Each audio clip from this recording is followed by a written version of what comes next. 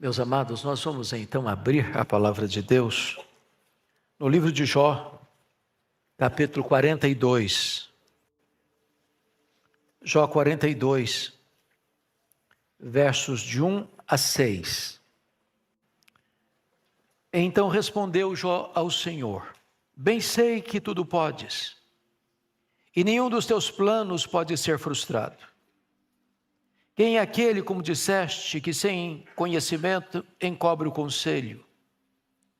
Na verdade, falei do que não entendia, coisas maravilhosas demais para mim, coisas que eu não conhecia. Escuta-me, pois, havias dito, e eu falarei. Eu te perguntarei e tu me ensinarás. Eu te conhecia só de ouvir, mas agora os meus olhos te veem. Por isso me abomino e me arrependo no pó e na cinza. Hoje eu quero conversar um pouco com os meus irmãos sobre o impacto da soberania de Deus em nossa vida. Quando nós afirmamos que Deus é soberano, nós estamos dizendo que não cremos em acaso, que não cremos em coincidência, que não cremos em sorte, que não cremos em azar, que não cremos em determinismo cego, que não cremos em misticismo, em sincretismo religioso. Nós cremos que a nossa vida está nas mãos de Deus, aquele que está sentado no trono e tem as rédeas da história em suas mãos. Deus é soberano na criação. Ele criou todas as coisas segundo a sua vontade. Ele é soberano na providência. Ele é quem sustenta todas as coisas pela palavra do seu poder. Ele é soberano na nossa salvação. Foi Ele quem nos escolheu antes da fundação do mundo. Foi Ele quem nos chamou com santa vocação. Ele planejou, Ele executa e Ele consuma a nossa salvação.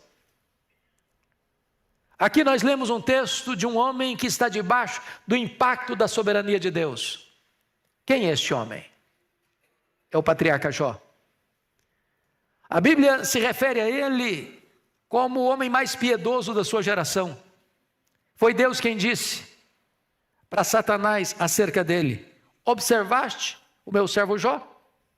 Não há ninguém na terra semelhante a ele, homem íntegro, reto, temente a Deus e que se desvia do mal. Satanás tenta macular a honra de Jó, insinuando que Jó só servia a Deus por interesse, dizendo para Deus: se o Senhor tirar desse homem o que tu deste para ele, em vez de um adorador, ele vai ser um blasfemador.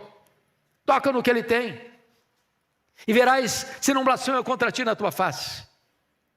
E em duas ocasiões, Satanás ensinou que Jó não era um adorador honesto, que Deus precisava suborná-lo com bênçãos para ele ser um adorador. E Deus permite que Jó sofra reveses amargos na vida. E Satanás instigou no sentido de golpeá-lo nas 5 áreas mais importantes da sua vida. Primeiro, na sua vida financeira. Ele era o homem mais rico do Oriente e decreta a falência. Vai à falência. A sua economia colapsou. Segundo, este homem era um pai exemplar.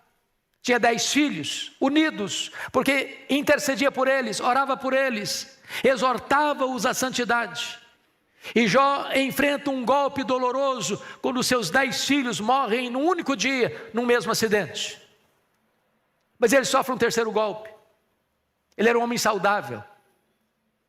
E Satanás disse para Deus: toca nos seus ossos, toca na sua carne, e verás se não blasfema contra ti na tua face.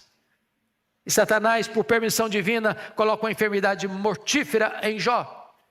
Feridas malignas do alto da cabeça à planta dos pés. Se não bastasse toda esta agrura, Jó enfrenta um quarto problema. A sua mulher, no auge do seu sofrimento, quando ele estava no fundo do poço, cercado por desventuras crudelíssimas, ela disse para ele: ainda conservas a tua integridade? Amaldiçoa a Deus e morre. E então o círculo do seu sofrimento se fecha, quando os seus amigos de longe vieram para consolá-lo e transformaram-se em consoladores molestos, vinagre nas suas feridas, assacando contra ele os mais pesados libelos acusatórios. Diante de tanta tragédia, a Bíblia diz que Jó questiona a Deus, fazendo 16 vezes a pergunta para Deus: por que, meu Deus, que eu estou sofrendo? Por que que a minha dor não cessa? Por que que eu enterrei os meus filhos? Por que que eu não morri no ventre da minha mãe? Por que que eu não morri ao nascer? Por que que o Senhor não me mata de uma vez? Ele levantou aos céus 34 queixas. E a única resposta que ele encontra de tanta dor, de tanto sofrimento, de tanto chicote açoitando a vida dele, foi o gelado silêncio de Deus. E eu posso lhes garantir que o silêncio de Deus grita mais alto nos ouvidos da nossa alma que o ruído mais barulhento das circunstâncias mais adversas. Mas na hora do seu sofrimento mais atroz, esse homem que tinha sido golpeado nas áreas mais importantes da vida, vida financeira, filhos, saúde, casamento e amizades, ele arranca do peito um brado de esperança. Ele perdeu tudo, mas não perdeu a sua fé. Ele perdeu tudo, mas não perdeu sua confiança em Deus. E então ele grita das profundezas da sua alma: mas uma coisa eu sei, é que o meu Redentor vive, e eu verei o meu Redentor. Nesta hora, diz a Escritura, que Deus rompe o silêncio, e Deus começa a falar com Jó. Mas Deus não responde nenhuma das 16 perguntas de Jó. Deus não responde nenhuma das 34 queixas de Jó. Quando Deus fala com ele, diz a Bíblia que Deus faz 70 perguntas para ele. 70 perguntas para ele, todas retóricas. Todas retóricas. E Deus pergunta: onde estavas tu, Jó, quando eu lançava os fundamentos da terra? Onde estavas tu, Jó, quando eu espalhava as estrelas no firmamento? Onde estavas tu, Jó, quando eu cercava as águas do mar para elas não invadirem a terra? E Deus foi despejando em cima de Jó a grandeza da sua majestade, da sua soberania, do seu poder. E Jó foi sendo como que esmagado diante de tanta glória da presença de Deus, da glória de Deus, da majestade de Deus, da soberania de Deus. E então, ele profere as palavras que lemos.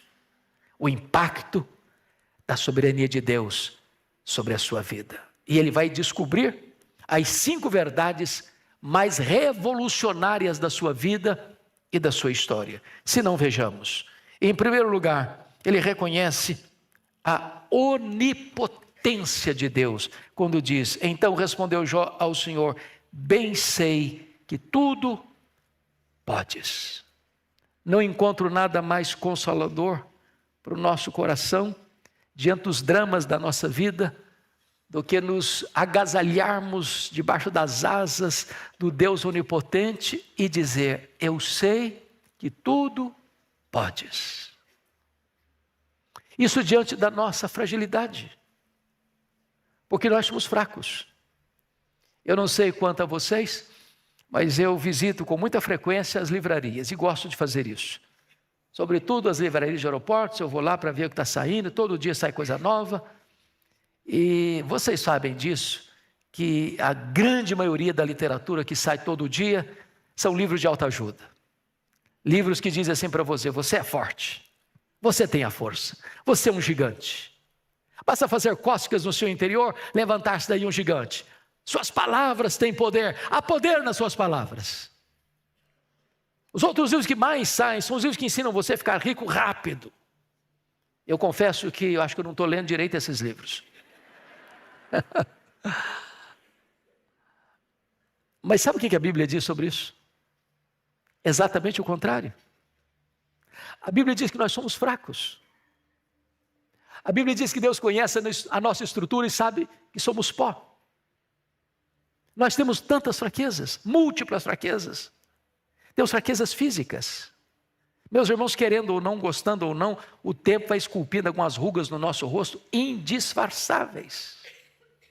As meninas, mais espertas, mais inteligentes do que os homens, driblam isso bem com um bom cosmético. Às vezes acorda de manhã um caos, bota um bom cosmético, vira um cosmos. Daqui a pouquinho uma cirurgia plástica ajuda e muito. Porém chega uma hora que ainda que Pitangui ressuscitasse dentre os mortos, não teria mais jeito. As pernas ficam bambas, os joelhos trôpicos, as mãos descaídas, os olhos embaçados. E diz os entendidos que cada fio de cabelo branco que brota na nossa cabeça é a morte nos chamando por um duelo. Eu acho até o exército acampado ao meu redor. Temos fraquezas físicas. Mas nós temos fraquezas emocionais. Quantos de nós, nas lutas da vida, nos vales mais escuros da vida, chorando e gemendo, gritamos do fundo da nossa alma: meu Deus, eu não aguento mais. Nós temos fraquezas morais. Quantas vezes já choramos e dizemos: meu Deus, eu nunca mais quero repetir esse erro, eu nunca mais quero cometer esse pecado, e daqui a pouco você se flagra cometendo o mesmo erro, o mesmo pecado. Não é porque faltou a você sinceridade, não, faltou a você poder. Temos fraquezas espirituais. Nós somos um ser ambíguo, contraditório, paradoxal. O bem que não queremos, o bem que queremos não praticamos, o mal que não queremos, esse fazemos. Somos fracos.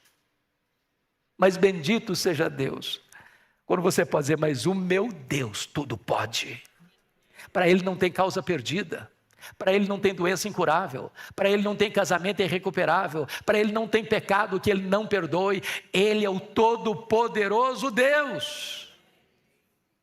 Só para recordar os atributos que só Ele tem e não repartiu conosco: Ele é autoexistente.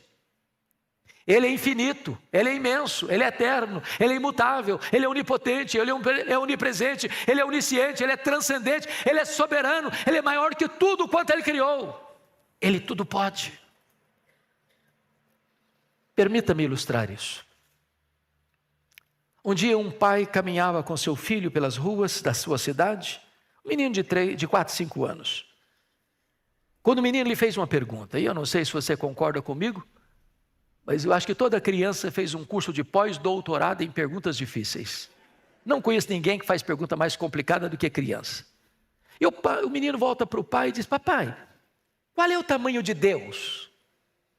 E o pai ficou em silêncio, pensativo, porque não tinha uma resposta pronta para um menino de 4, 5 anos. Continuou caminhando. De repente, ele escuta os ruídos das turbinas de um avião supersônico lá nas alturas excelsas e disse assim para o filho: filho, olha para cima. Você está vendo aquele avião? O menino disse: estou vendo, papai. Ele perguntou: qual é o tamanho desse avião, meu filho? O menino respondeu: pequeno, papai, muito pequeno. Estava muito longe. O pai pegou o filho, levou para o aeroporto. Tinha um jumbão de mais de 400 passageiros estacionado no pátio. E aí chegou bem perto e disse: você está vendo esse avião, meu filho? Estou vendo, papai. Qual é o tamanho desse avião, meu filho? Ele respondeu: grande, esse é muito grande. O pai disse: meu filho, Deus é do mesmo jeito. Quando você está longe de Deus, meu filho, Deus parece pequeno para você. Mas quando você está perto de Deus, meu filho, Deus é grande, muito grande para você. Agora eu sei que tudo podes. A segunda verdade que Jó descobre diante do impacto da soberania de Deus sobre a sua vida está no verso 2 ainda: e nenhum dos teus planos pode ser frustrado. Irmãos, a história não é cíclica como pensavam os gregos. A história não é um caminhão sem freio, ladeira abaixo, como pensam os existencialistas. A história é teleológica, ela caminha para um telos, para um fim, para uma consumação. Deus está no controle. Não estamos à deriva. Não estamos jogados de um lado para o outro ao sabor das circunstâncias. Deus está no trono. Jesus tem o livro da história em suas mãos. Ele está conduzindo a história para uma consumação. Nenhum dos planos de Deus pode ser frustrado. Ele criou um plano eterno, perfeito, cabal, totalmente eficaz, e nenhuma vírgula, nenhum tio vai sair fora do controle de Deus. Ele não é pego de surpresa, ele não é surpreendido, ele não está lá no céu esfregando as mãos sem saber o que faz com esse mundo. Todos os seus planos hão de se cumprir, estão se cumprindo e cumprir-se-ão à risca, porque os seus planos não podem ser frustrados. A terceira coisa que Jó descobre, impactado pela soberania de Deus, está no verso 3, quando ele disse: na verdade, eu falei do que eu não entendia. Coisas maravilhosas demais para mim, coisas que eu não conhecia. Para você entender isso, talvez seja bom dar uma lida em Jó, uma sentada só. E você vai perceber que Jó não foi aquele sofredor estoico, que sentou num canto, trincou os dentes e aguentou firme. Não, ele falou muito, ele perguntou, ele se queixou, ele se defendeu. E quando você está machucado, quando você está ferido, quando você está se sentindo esmagado pelas circunstâncias, injustiçado pelas pessoas, via de regra você fala muito e às vezes fala até o que não compreende. Foi isso que aconteceu com Jó. Diante da revelação de Deus, diante da exposição da majestade de Deus, diante da glória de Deus que inundou a sua vida, ele botou a mão na boca e disse: meu Deus, quanta coisa eu falei sem saber. Lição aprendida. O sábio é aquele que sabe que quase nada sabe. Quando você encontra uma pessoa muito sabichona, que parece que sabe tudo, que entende tudo, você está perto de uma pessoa que não sabe quase nada. Pega um doutorado. O que é um doutorado? Você pega um ponto de um universo, e aí você vai estudar esse ponto. Aí você é doutor desse pequenininho ponto aqui. Só isso. Alguém já disse, e eu concordo, que quem faz barulho é lata vazia. Lata cheia não faz barulho. Quem sabe que quase nada sabe. Porque o que você não sabe é muito maior que o que você sabe. Eu fui criado na região rural, numa roça bem artesanal. E uma coisa que me chamava a atenção era quando ia colher o milho. Toda espiga boa, granada, na hora de colher, ela se rende, ela se dobra. O restolho, que só tem palha e sabugo, nunca se dobra, fica sempre empinadinho, sempre empinadinho. Então, quando você encontra uma pessoa muito empinadinha, pode saber que é restolho, só tem palha e sabugo. Quem sabe, não faz propaganda. Reconhece a sua limitação. Preste atenção nisso. Não dá para você ficar na presença do Todo-Poderoso de nariz empinado, de peito estufado. Diante de Deus, humildade. Quarta coisa que ele aprendeu, impactado pela soberania de Deus, está no versículo 5. Quando ele diz: eu te conhecia só de ouvir, mas agora os meus olhos te veem, ele reconhece o seu limitado conhecimento de Deus. Isso parece contraditório. Que quem está proferindo essas palavras foi o homem que Deus disse acerca dele: observaste o meu servo Jó, não há ninguém na terra semelhante a ele, homem íntegro, reto, temente a Deus, que se desvia do mal. Isso não é uma opinião de um amigo rasgador de seda, isso é palavra de Deus, e Deus não tem uma opinião, Deus tem um diagnóstico. Agora, como é que esse homem vai fazer uma declaração dessa? Eu te conheci só de ouvir. Se o próprio Deus disse que era o mais piedoso da sua geração. Como entender isso? Me permita fazer-lhe uma pergunta. Você conhece a Deus? Conhece? Quanto você conhece a Deus? Quanto? Certa feita, um cidadão que nunca tinha visto o mar, o sonho da vida dele era ver o mar. Eu não sei se ele era mineiro ou goiano. Ao chegar no mar, ficou tão entusiasmado que exclamou: agora eu conheço o mar.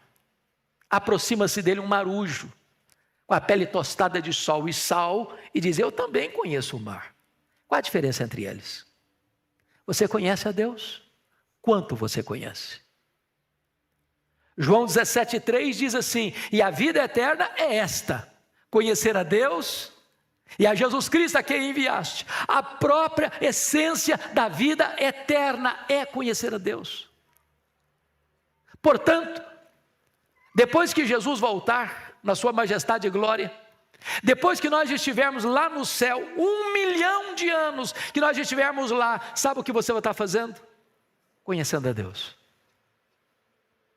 Jamais haverá um dia dentro da eternidade, se eu posso falar em dia dentro da eternidade, onde você possa afirmar: já conheço tudo de Deus, não tem mais nada para conhecer, agora eu vou botar minha vida no piloto automático, agora vira rotina. Não, o céu jamais será rotina, porque você vai conhecer a Deus, você vai amar a Deus, você vai fruir a Deus, você vai glorificar a Deus, você vai servir a Deus, você vai ver a Jesus face a face. Nunca será um dia comum, porque você vai conhecer e conhecer e sempre conhecer e jamais esgotar o conhecimento de Deus. Eu tomei um susto um dia, pastor Ival, entra no meu gabinete pastoral, uma adolescente, disse assim: pastor, eu não quero ir para o céu não. E eu tomei um susto, falei: minha filha, você está ficando maluca? Não, não quero não. Ué, mas por que você não quer ir para o céu? Ah, o céu vai ser muito monótono. Você já pensou sentado numa nuvem, com a harpa na mão, cantando, cantando, cantando? Ah, não aguento isso para a minha vida toda não. Não quero não. Tem gente que pensa que o céu vai ser chato, que o céu vai ser rotina. Não, você vai desfrutar de uma vida plena, maiúscula, superlativa, eterna, de gozo, da presença de Deus, servindo a Deus, glorificando a Deus, para sempre e sempre e sempre. Então eu tenho que concordar com o profeta: conheçamos e prossigamos em conhecer ao Senhor. Mas finalmente, Jó descobre uma outra coisa, impactado pela soberania de Deus, está no versículo 6.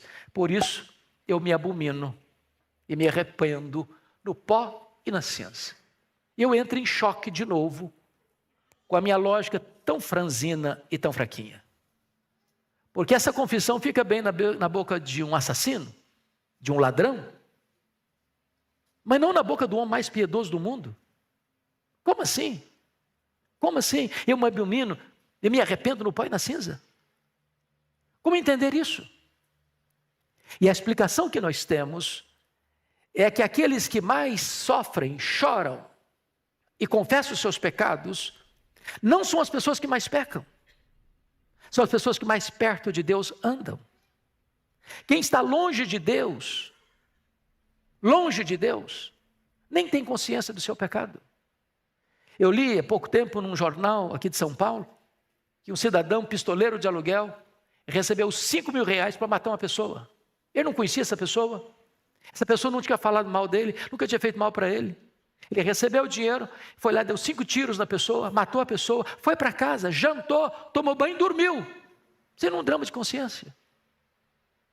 Mas se você anda na luz, se você é filho da luz, se você é filho de Deus, então você enxerga com mais clareza os seus pecados, as suas máculas, as suas manchas, e você sofre, e você chora, e você confessa os seus pecados. Você diz: por isso eu me abomino no pó e na cinza.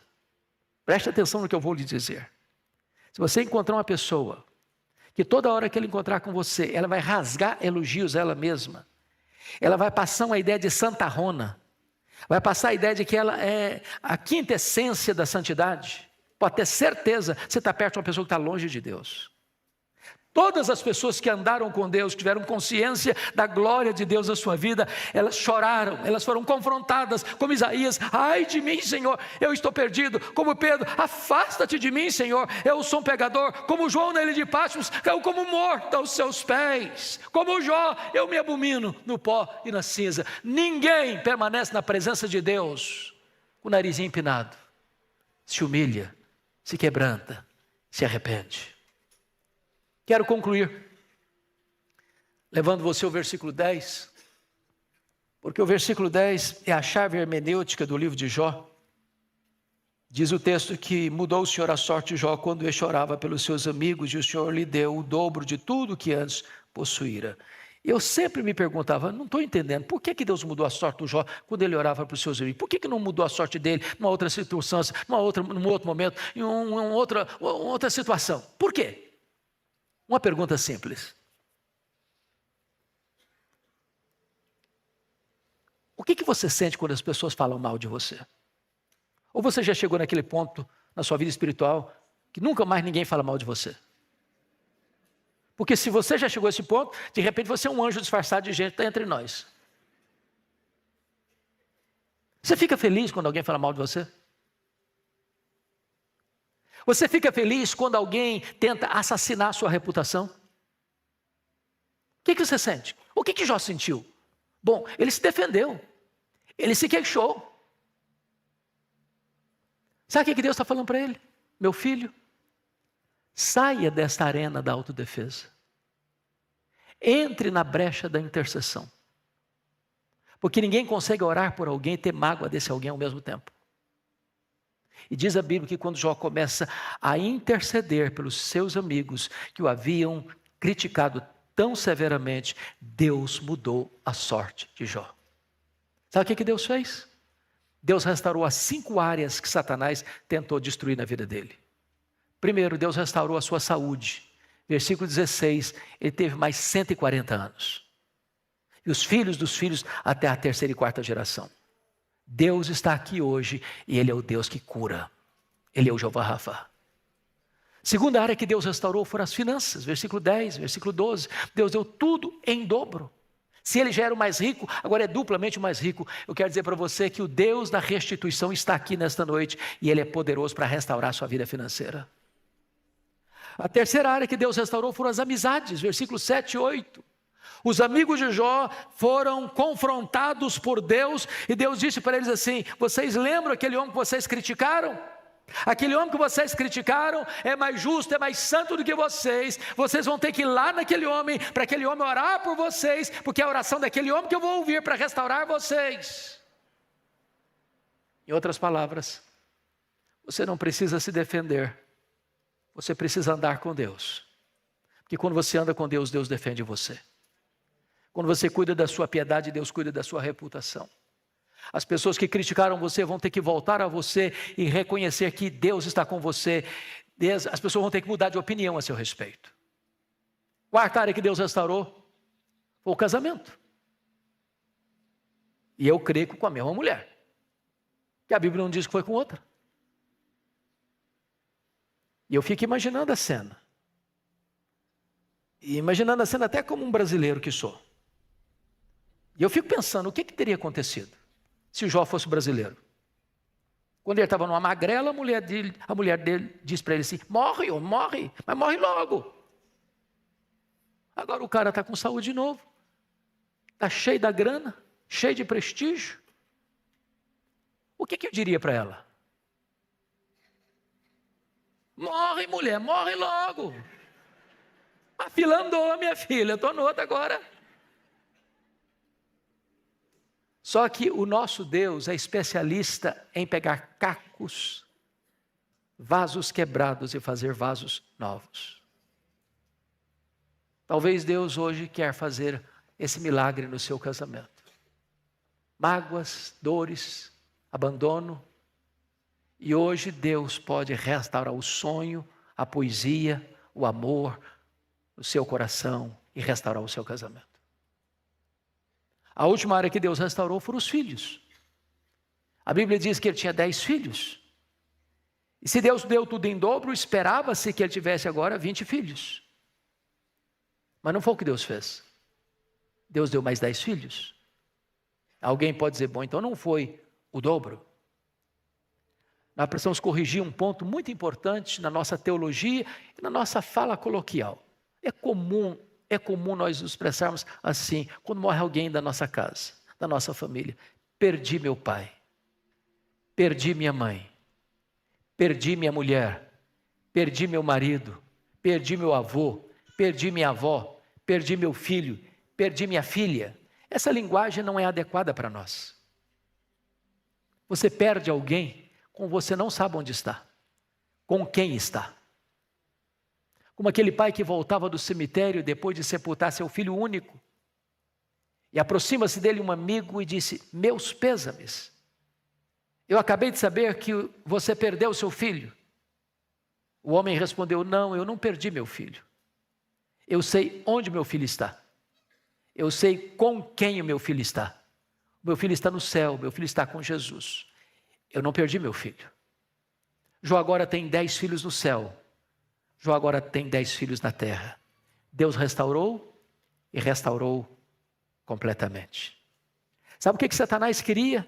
Destruir a vida de Jó. Sabe o que conseguiu? Colocar Jó mais perto de Deus. Porque os planos de Deus não podem ser prostrados. Que a gloriosa doutrina da soberania de Deus nos impacte nesta manhã e nos console nesta manhã. Que Deus seja louvado.